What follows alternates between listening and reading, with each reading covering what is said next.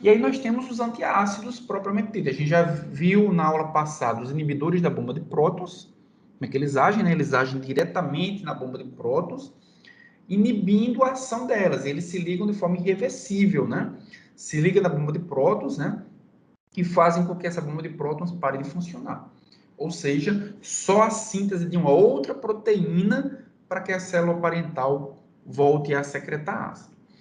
Nós temos um outro antiácido também, que são os bloqueadores H2 da histamina.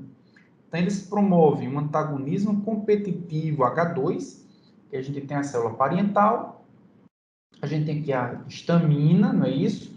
Histamina é produzida pelas células enterocromafins, ela se liga em receptores H2, e essa ligação é um estímulo para que a bomba de prótons funcione.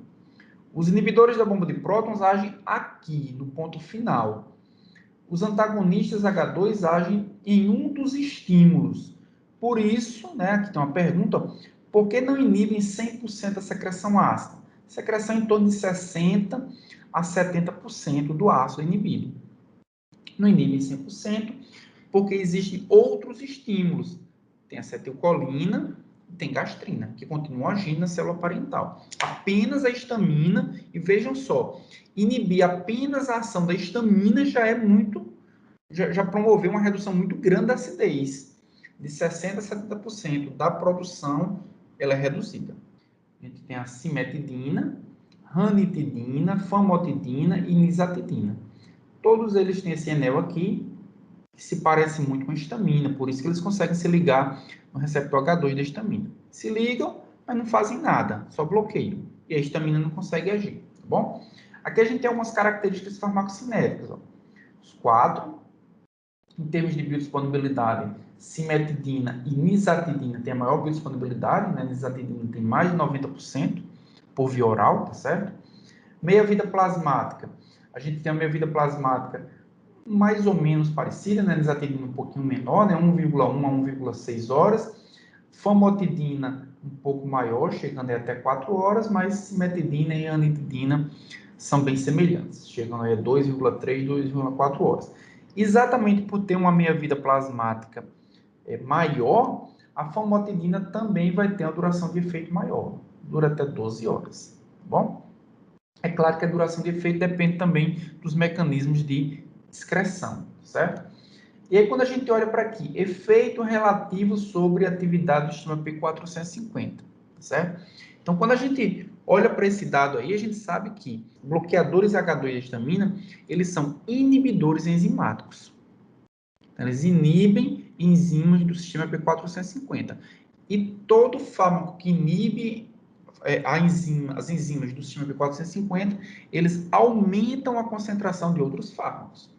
Então, quando a gente olha para essa característica, a cimetidina tem uma grande capacidade de ser inibidor enzimático. A ranitidina tem 10% do poder inibidor que a cimetidina tem. Famotidina e nisatidina não têm capacidade de inibir enzimas do sistema P450. Então, esses dados são dados importantes para a gente poder fazer nossas escolhas e a seleção de qual é o bloqueador a ser administrado no paciente. Então, se o paciente está fazendo uso de outros fármacos, é mais recomendado utilizar famotidina ou nisatidina, porque muito provavelmente ele não vai ter interação nenhuma. Em termos de potência, a gente pode ver o seguinte: cimetidina é a referência. Ranitidina e nisatidina tem uma potência que varia de 4 a 10 vezes maior do que a cimetidina. E o que significa potência? Significa que a dose vai ser menor. Cimetidina, a dose é de 400 a 800 miligramas. Ranitidina e nisatidina, 150 miligramas. Ou seja, uma dose menor é capaz de promover o mesmo grau de inibição H2. Tá bom? E a famotidina? A famotidina tem uma potência muito mais alta, de 20 a 50 vezes, por isso que a dose dele é bem menor, 20 miligramas. E essa dose aqui, gente, nessa coluna, ó, é a dose para inibição da secreção gástrica. E tem uma observação aqui, ó, inibição da secreção ácida por mais de 50% durante 10 horas seguidas. Então, essa dose consegue inibir a secreção ácida Lembra que eu falei para vocês que a capacidade que esses bloqueadores têm de inibir a secreção ácida é de 60% a 70%, tá bom? Essa dose, ela consegue inibir no mínimo 50% e essa inibição é por no mínimo 10 horas seguidas. Reações adversas. Reações adversas dos bloqueadores H2. Ó. Se a gente olhar para essas reações adversas, a gente pode ver que, de certa forma, são reações parecidas com o que a gente viu com os inibidores da bomba de prótons. Diarreia, cefaleia, nesse caso aqui, sonolência, porque dependendo da especificidade que ele tem por H2 ou por H1, e dependendo da capacidade que ele tem de atravessar a barreira hematoencefálica, ele pode inibir H1 do sistema nervoso central. Mas sonolência é uma reação que dificilmente vai acontecer com o paciente que está fazendo uso de um bloqueador H2, tá bom? Mas pode ter dor muscular e pode ter constipação. Veja que diarreia e constipação são reações muito parecidas com os inibidores da bomba de prótons. Isso acontece porque há uma elevação do pH gástrico, tá bom? Também é comum, né, o paciente ter redução na contagem de plaquetas, uma plaquetopenia. Mas, na verdade, as principais reações, elas são causadas pela própria cimetidina. Cimetidina mais antigo, né? Foi o primeiro bloqueador H2 a ser produzido. E as principais reações adversas são ginecomastia, galactorreia, oligoespermia e também potência sexual. Os outros não apresentam essas reações, elas são específicas da cimetidina. E as interações, o que é que eles fazem? Né? O que é que os bloqueadores H2 interagem? Então, como eu falei para vocês, eles são inibidores enzimáticos.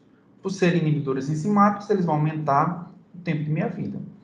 Aí eles aumentam o tempo de meia-vida de quem? De fármacos que são metabolizados pela mesma enzima que eles vão inibir. Então, isso é uma informação importante, que a gente sempre diz, o fármaco é inibidor, outro fármaco é indutor enzimático.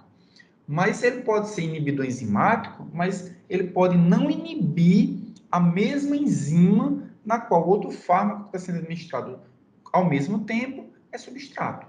Então, ele não vai ter interação nenhuma.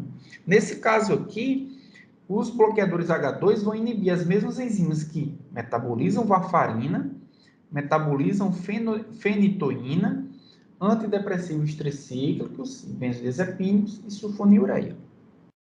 Todos esses fármacos vão ter o tempo de meia-vida aumentado. Ou seja, pode ter hemorragia, pode ter intoxicação do sistema nervoso central, pode ter hipoglicemia, dependendo de qual fármaco estiver usando.